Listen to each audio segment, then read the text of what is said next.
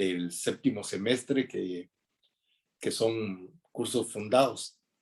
Entonces, vean la necesidad que tienen de ganar el curso. Así es pues que vamos a dar inicio con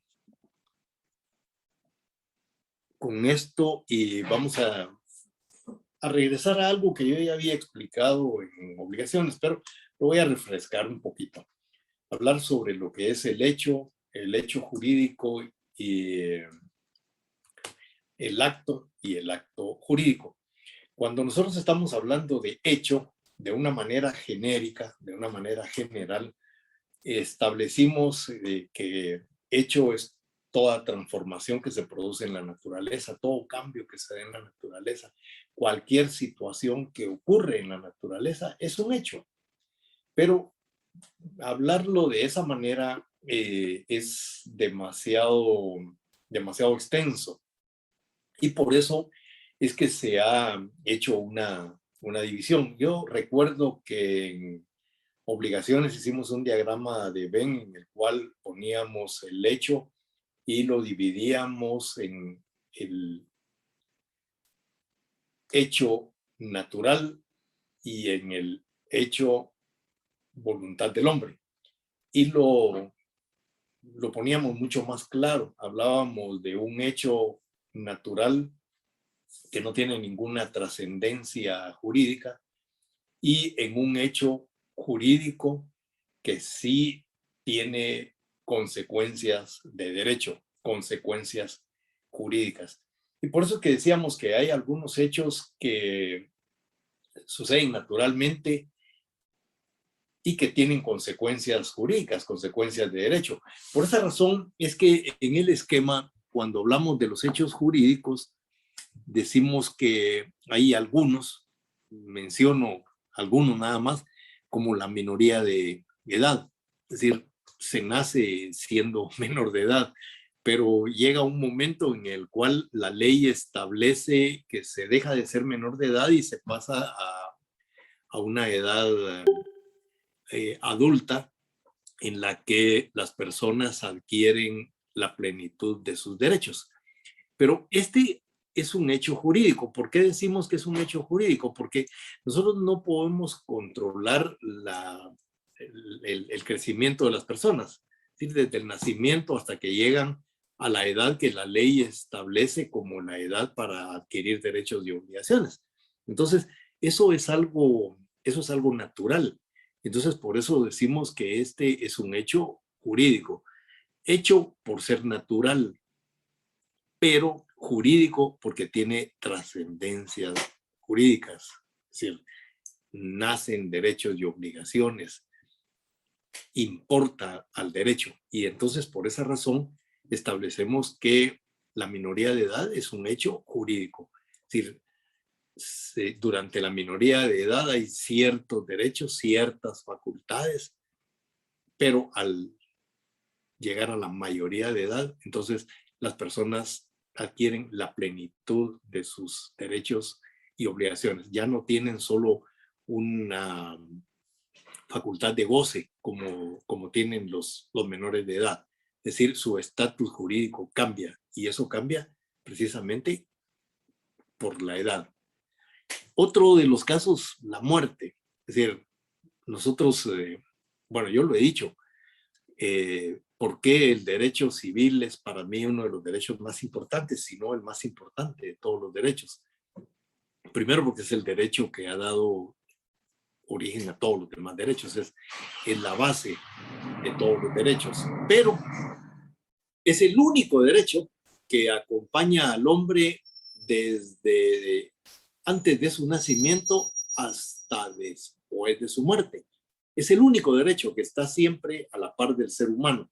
Y entonces eso pues lo hace importante. Es un derecho que pues vela por la individualidad de las personas. Los demás derechos, si ustedes se dan cuenta, son derechos sociales, pero el derecho civil es un derecho individual, es un derecho que atañe precisamente a la persona. Y de ahí, pues, la importancia del mismo. Y por eso digo yo el derecho civil pues es para mí el derecho más importante. Hay que tener una buena base y esa base la da precisamente el derecho civil. Entonces, la muerte va a traer consecuencias jurídicas, pero es un hecho natural. Es decir, todos morimos. Y máxime ahora que estamos en esta situación tan complicada de la pandemia. Si no nos mata el virus, nos mata la vacuna, pero de cualquier manera estamos expuestos a perder la vida. Pero ¿qué pasa después de la muerte? Bueno, después de la muerte ya sabemos, hay derechos.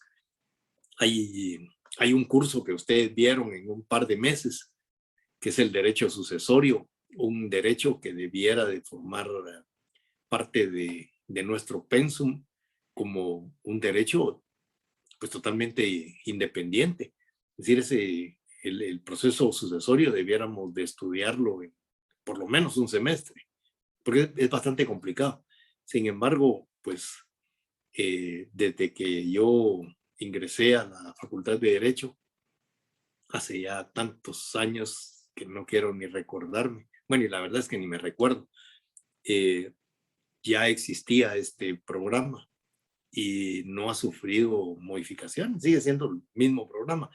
Todos los años nos reúnen a los profesores de Derecho para hacer un programa. Yo he presentado, no sé, 10, 15 programas, igual seguimos con el mismo. Entonces, hay que modificarlo, hay que cambiarlo.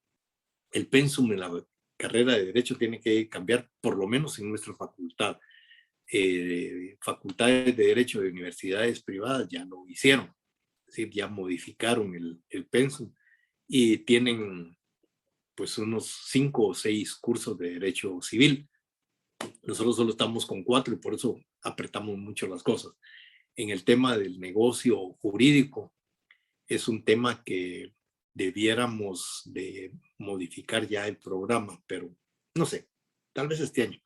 Entonces, les decía yo a ustedes que es de suyo importante el derecho civil. Para mí, el más importante. La muerte entonces va a generar derechos y obligaciones. Un hecho natural como es la muerte tiene consecuencias jurídicas. Aquí poníamos el tema de las aguas pluviales, los nacimientos de agua, las lagunas naturales y todo esto derivado de algún ejemplo que yo les di en el curso pasado con relación a las crecidas de los ríos, a la accesión de los terrenos. ¿Se recuerdan? Ustedes decíamos que cuando un río cambia su cauce, se producen por lo menos dos instituciones. Una es el aluvión y la abulsión, dos maneras de acrecentar la propiedad. Y explicábamos cómo un fenómeno natural, un hecho natural como es la lluvia, puede causar destrozos, pero además de eso, consecuencias jurídicas. Es decir, se corren los límites, los linderos, además de cambiar la naturaleza, ¿verdad? Entonces, ahí hay consecuencias de derecho. Las accesiones ocasionadas por las aguas, bueno, es lo que estoy hablando, y las accesiones en el tema entre frutos y crías sin actividad industrial del hombre. Es decir, cuando una persona compra un terreno sembrado y con frutos, ¿a quién le pertenecen los frutos? ¿De quién son los frutos? Algunas veces se preguntaban de quién son los frutos de las ramas que están en un inmueble distinto a donde está sembrado el árbol y cosas por el estilo. Esas son cuestiones naturales, pero como decía, tienen consecuencias jurídicas. Luego tenemos el hecho que nosotros le hemos llamado el acto jurídico. No nosotros, yo no, ya eso estaba. Yo participo de esta clasificación. Cuando estamos hablando de esos hechos en los que interviene la voluntad del hombre transformando la naturaleza, pues hay una clasificación que los conoce como actos, porque está involucrada la voluntad del ser humano. Entonces, esos hechos provocados por el hombre, por su voluntad, son actos que pueden ser actos sin mayor trascendencia, pero también puede haber allí actos que tienen relevancia dentro del derecho, que son los actos jurídicos. Dentro de los actos jurídicos, ustedes recordarán, hacíamos énfasis en el tema de la clasificación que hacíamos precisamente de lo que era un acto que no tenía trascendencia jurídica, pero hay algunos actos que sí afectan al mundo jurídico. Y esos actos provocados por el hombre, pues causan, aunque él no lo quiera, derechos y obligaciones. Les decía yo a ustedes, poniendo un ejemplo así muy simple, cuando hay un riachuelo que en verano tiene muy poca agua y hay personas que necesitan que tenga pues más cantidad de agua y entonces hacen diques. Y eso pues es un acto, es una transformación en la naturaleza que no tiene posiblemente ninguna trascendencia jurídica. Es decir, si yo hago eso en mi terreno y no afecto a nadie, pues con el solo hecho de modificar el curso normal del río ese, del riachuelito ese, estoy transformando la naturaleza. Porque estoy convirtiendo probablemente en una laguneta, en una poza, al poner los diques, y eso cambia la naturaleza. Yo recuerdo que en alguna ocasión hacíamos eso porque necesitábamos de un lugar donde distraernos, donde nadar, y en un riachuelito no se podía, pero lográbamos hacer pozas poniendo diques con piedras, y entonces ya teníamos una poza. Lo que no hacíamos era quitar las piedras, y entonces la poza ahí quedaba. Cuando regresábamos días después, la sorpresa, ¿no? A veces encontrábamos patos, encontrábamos garzas, encontrábamos algunos animales que no era común verlos cuando el riachuelo pues corría libremente. O sea que transformamos la naturaleza, pero eso no tiene ninguna trascendencia jurídica. Sí tiene trascendencia jurídica cuando al hacer eso, cuando al hacer de esos diques, al hacer esa poza, dejamos sin agua a las personas que viven río abajo o riachuelo abajo. Entonces ahí sí ya hay consecuencias de derecho. Ahí sí ya encontramos consecuencias jurídicas que nos van a traer problemas. Podríamos ser demandados incluso, pagar daños, pagar perjuicios por hacer una cosa como esa. Entonces, aún sin quererlo, nosotros causamos problemas, causamos daño, causamos... Es decir, ¿qué era lo que nosotros queríamos? Hacer una poza, pero no queríamos hacerle daño a nadie. Sin embargo, esa es la consecuencia, ese es el resultado. Entonces, por eso es que cuando estamos hablando del acto jurídico, hablábamos de actos lícitos y de actos ilícitos. Cuando hablábamos de actos lícitos, estábamos hablando de los contratos y de los hechos lícitos sin convenio. Cuando estamos hablando de esto, viene a mi mente la clasificación que hicimos de las fuentes de las obligaciones. Es decir, la fuente de las obligaciones más importantes, dice Rubén Contreras, es la vida. Pero hay una clasificación que estudiamos en el curso anterior, Entonces veíamos cómo, por ejemplo, Gallo señalaba como fuente de las obligaciones el delito y el contrato, pero hablaba de otras varias fuentes. Más adelante, Justiniano ya habla sobre el cuasi ex maleficio y el cuasi ex contractual. En la Edad Media, pues ya se habla del cuasi delito y el cuasi contrato. Cuando estamos hablando del cuasi delito y el cuasi contrato, nos estamos refiriendo precisamente al acto jurídico que puede ser lícito o puede ser ilícito. Cuando hablamos del cuasi contrato, nos estamos refiriendo precisamente a los hechos lícitos sin convenio. ¿Se recuerdan ustedes, dentro de los hechos lícitos sin convenio, la gestión de negocios, la promesa de recompensa, títulos al portador, etcétera, etcétera?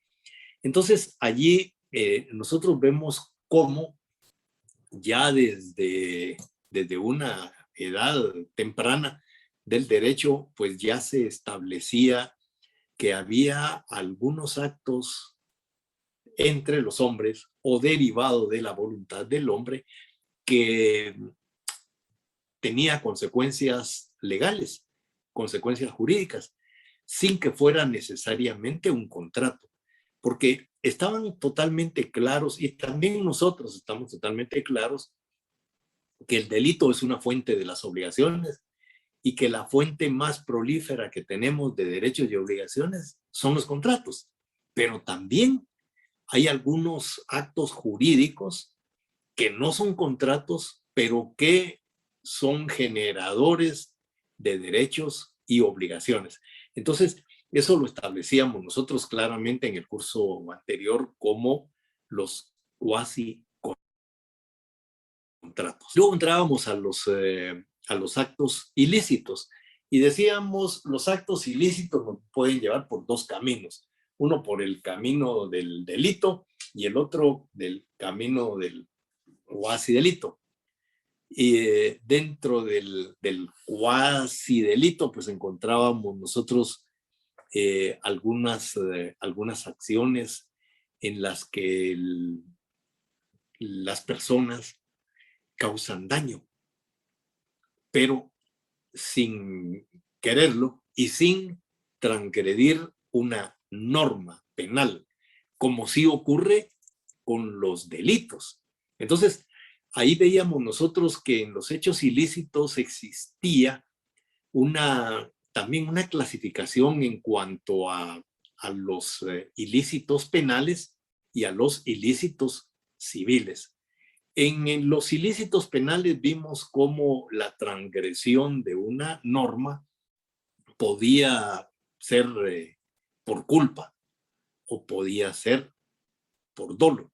Y entonces en los delitos veíamos nosotros aquellos delitos que se conocen como los delitos culposos, aquellos delitos en los que la persona no quiere causar un daño, no hay intencionalidad, pero igual transgrede la norma y por lo tanto comete ese delito.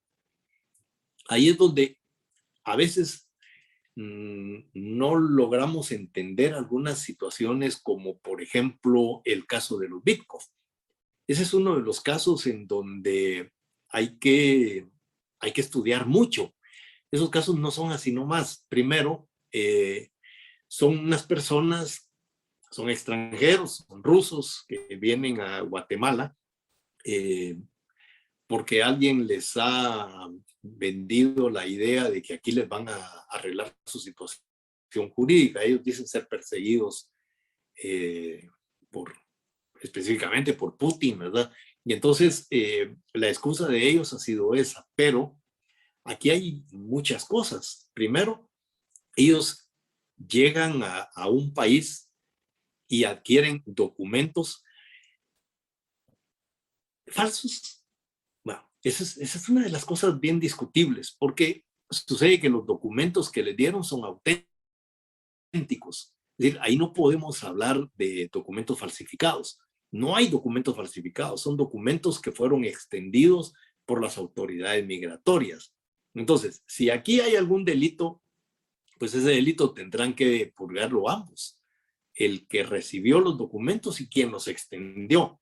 Pero aquí hemos visto que solamente se da la persecución hacia quien los ejercitó, no a quien los entregó.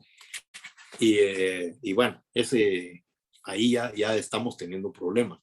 Pero luego hay tratados internacionales sobre derechos humanos, hay convenios, y uno de ellos establece precisamente que las personas que están huyendo de un mal mayor, en este caso la muerte, es decir, una captura, las torturas, etcétera, todo lo que pueda constituir vejámenes a sus personas, muchas veces utilizan documentos falsos para salvaguardarse de esa persecución. Y por lo tanto, estas personas están dentro de esa categoría, por lo que, en mi opinión, no debían de estar siendo juzgados, pero bueno, esa es mi opinión, yo no soy el juez de la causa, pero es lamentable ver eso, es decir, estas personas pues son encontrados culpables de hechos delictivos, pero no persiguen a las personas que les dieron los documentos, que también debían de formar parte de esta situación. Entonces, ahí vemos cómo se transgreden las leyes. Estos señores Bitkoff transgredieron la ley y las personas que les dieron los documentos también transgredieron la ley. Entonces, ahí lo que habría que determinar es si esa transgresión es culposa o es dolosa. Es un tema de estudio. El tema de los Bitcoff me da la impresión que es un tema digno de ser tratado en una tesis de graduación. El caso aún no ha terminado, falta mucho, pero también les falta a ustedes algo para graduarse, para llegar a ese momento de hacer la tesis. Ahí les estoy dejando ya un punto a futuro. Pónganle atención a ese caso y eventualmente podrá ser su tesis. Ese caso abarca incluso, qué sé yo, para hacer la tesina de una maestría e incluso, diría yo, para un doctorado. Es decir, es un tema bastante complejo, bastante complejo, que amerita un estudio profundo y detenido. Desde ya debían de ir pensando en esa posibilidad. Entonces, los hechos van a ser culposos o van a ser dolosos. En el caso del derecho penal, los hechos o actos culposos pues tienen una penalidad más leve que los dolosos, porque en los dolosos hay intención, se persigue un objetivo y se consigue a través de lo que ustedes vieron en derecho penal, de todos los actos previos, ¿verdad? Todo lo que es el intercrimen. Ustedes vieron cómo se va preparando pues la comisión del hecho delictivo. Pero en el caso de la culpabilidad, perdón, en el caso de los ilícitos culposos, pues ahí lo que puede haber es una negligencia, puede haber error, puede haber, bueno, es decir, no son tan graves. En cambio, si nos vamos a los hechos ilícitos civiles, ahí vamos a ver primero que no hay una transgresión de normas, si hay engaño, si hay artificio, hay dolo, pero no hay transgresión de normas penales, por lo tanto no puede ser perseguido un acto jurídico o civil como un ilícito penal. Y entonces ahí es donde cae precisamente en el tema de lo que son los cuasi delitos. Bueno, todo esto ya lo saben ustedes, era solo refrescarlo un poquito. Entonces, lo que debemos tener claro es que los hechos como tales, de una manera genérica, es toda transformación en la naturaleza. Cuando estamos hablando ya en materia de derecho, tenemos que hacer una clasificación para poder entenderlos. Y entonces es como hemos clasificado esos hechos naturales en hechos jurídicos, es decir, que tienen trascendencia jurídica, que le importan al derecho y que al final es lo que nos importa también a nosotros para el curso, y los hechos provocados por la voluntad del hombre, a los cuales, para diferenciarlos, se les ha llamado actos jurídicos, que es mucho más técnico y mucho más fácil de entender.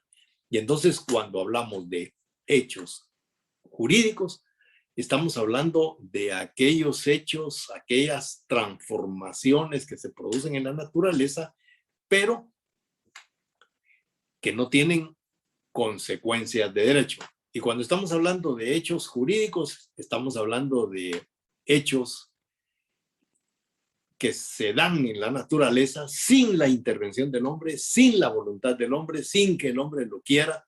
Yo no me quiero morir, ninguno de ustedes se quiere morir, pero es inexorable, la muerte nos llegará en cualquier momento, cuando tenga que llegar. Entonces, la muerte nos va a alcanzar y el día que eso ocurra, va a haber consecuencias jurídicas.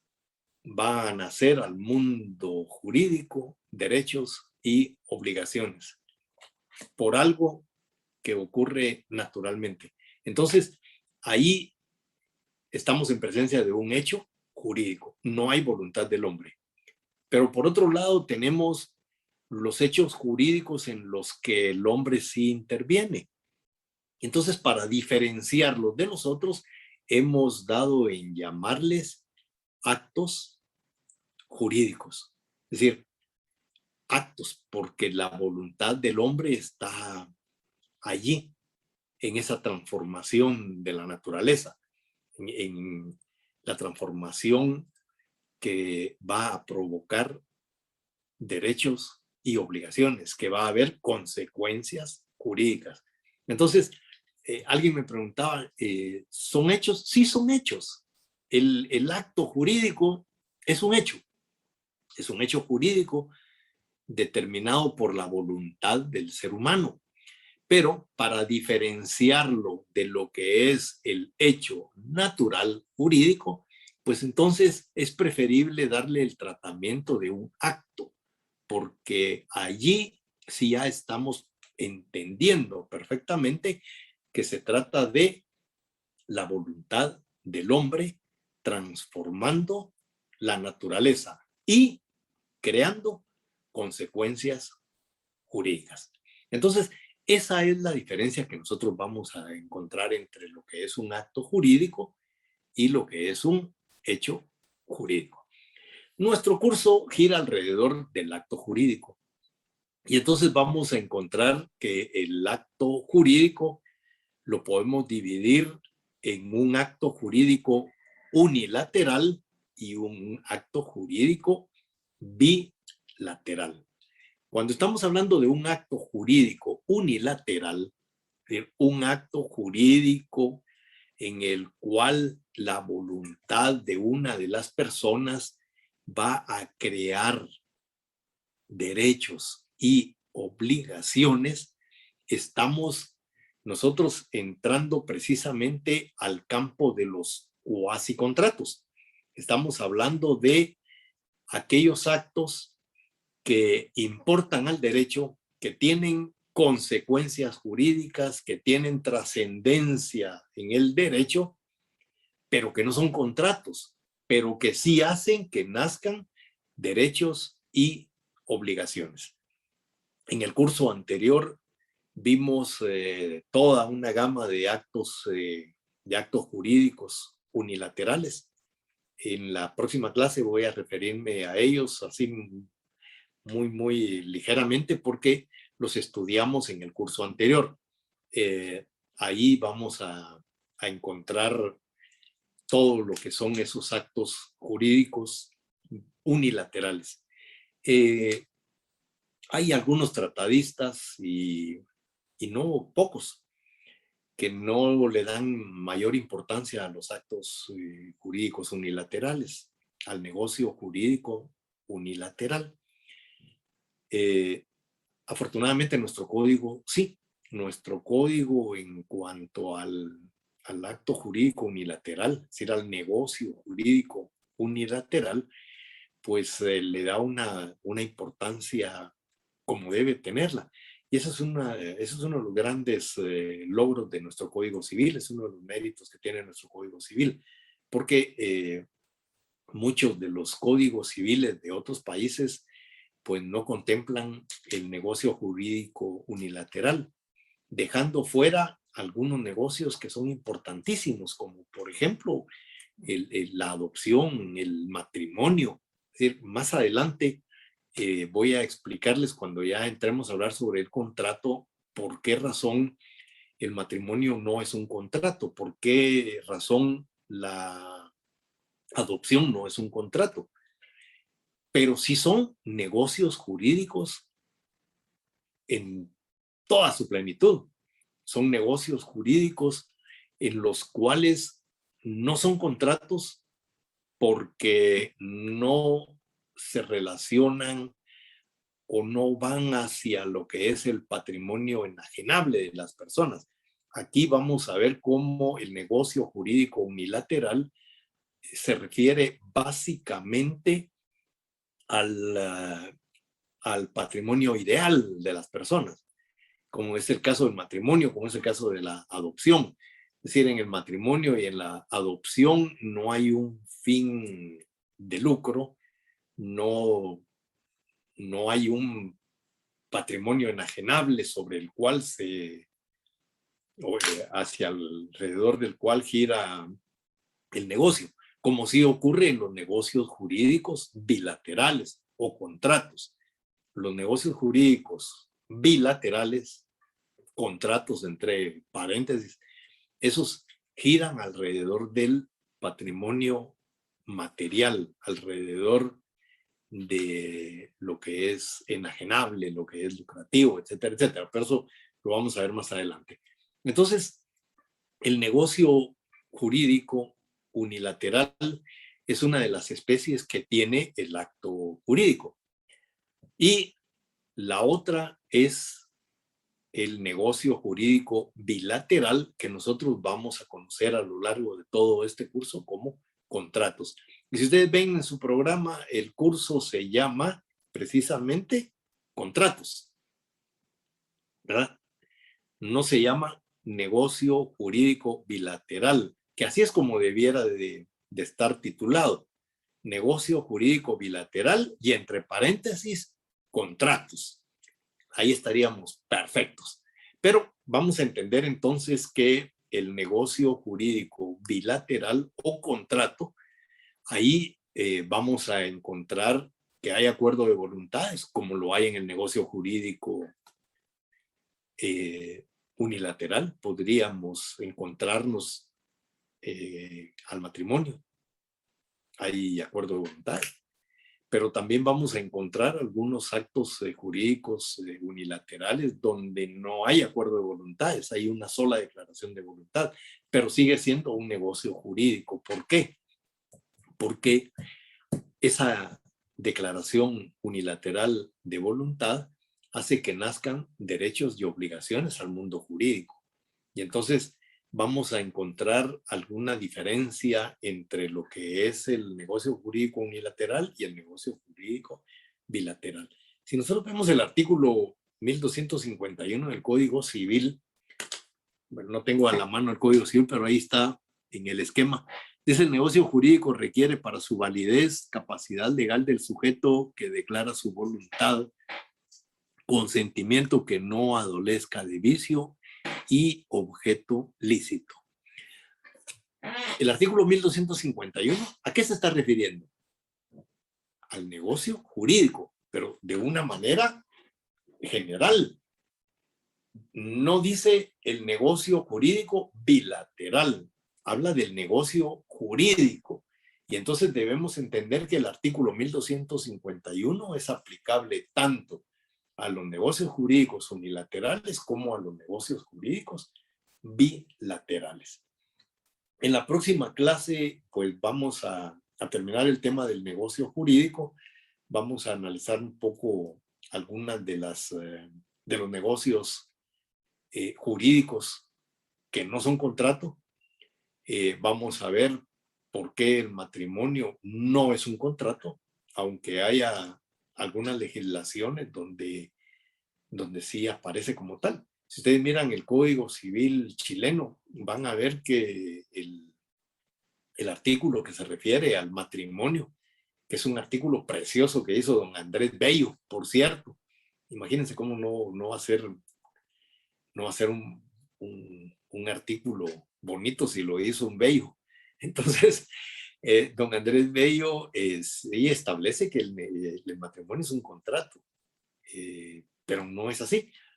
Hay otros como don Vicente Fernández, tiene varias de sus canciones que habla del contrato que terminó por aburrirnos.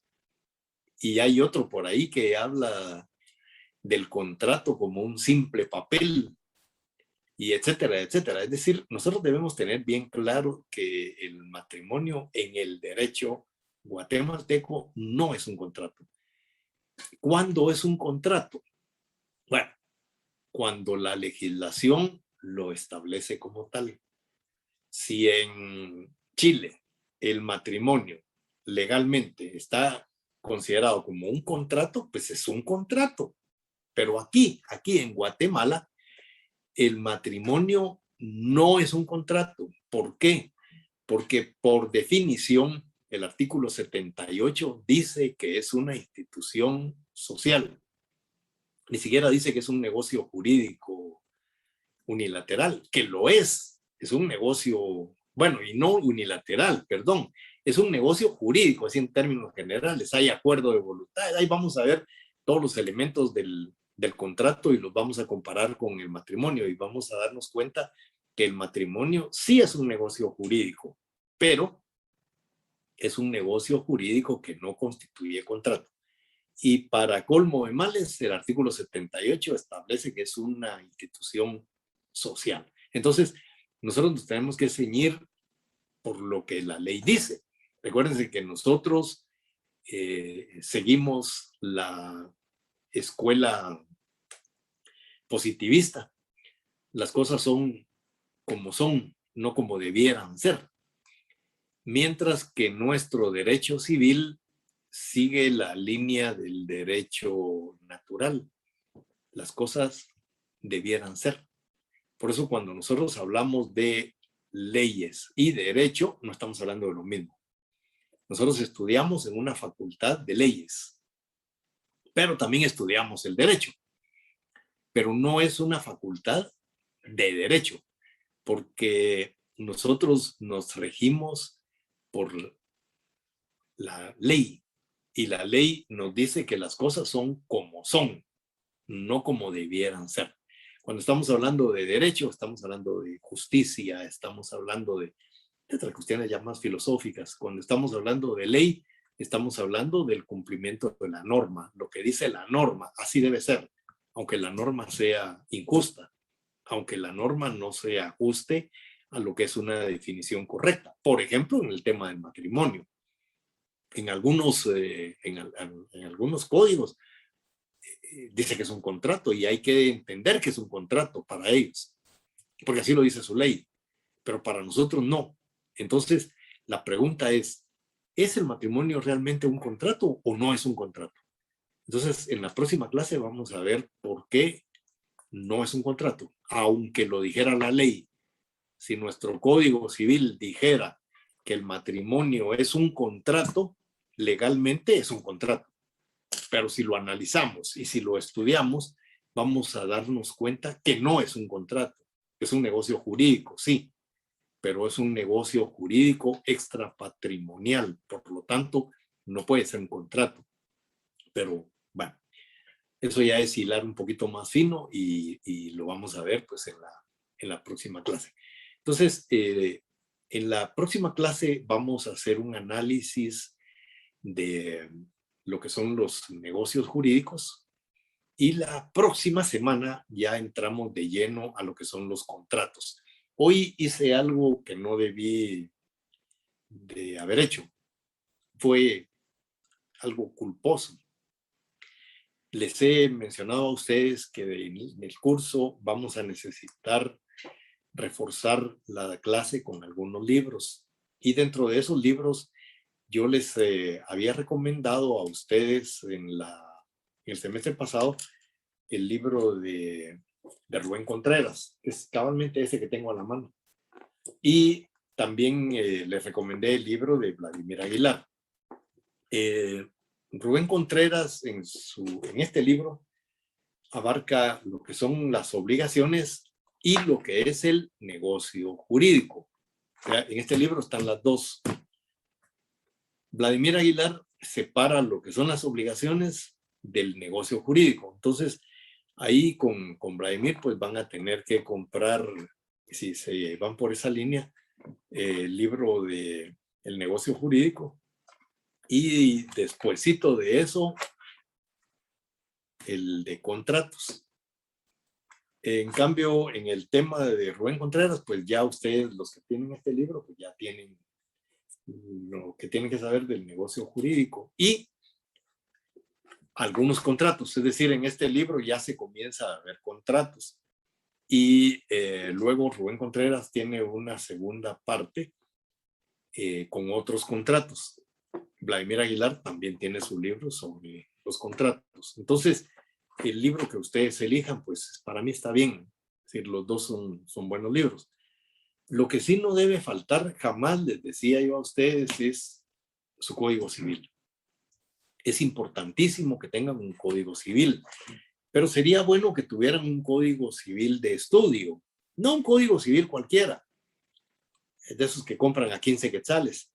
Esos códigos civiles, para comenzar, están llenos de errores y hay que estar corrigiéndolos en clase, pero no importa, es decir, si no tenemos para comprar un código civil comentado como el que sacó la Universidad de San Carlos, que es muy bueno, hay otro código civil que hizo un profesor de la Universidad Rafael Andívar, que también es un código civil comentado, también muy bueno.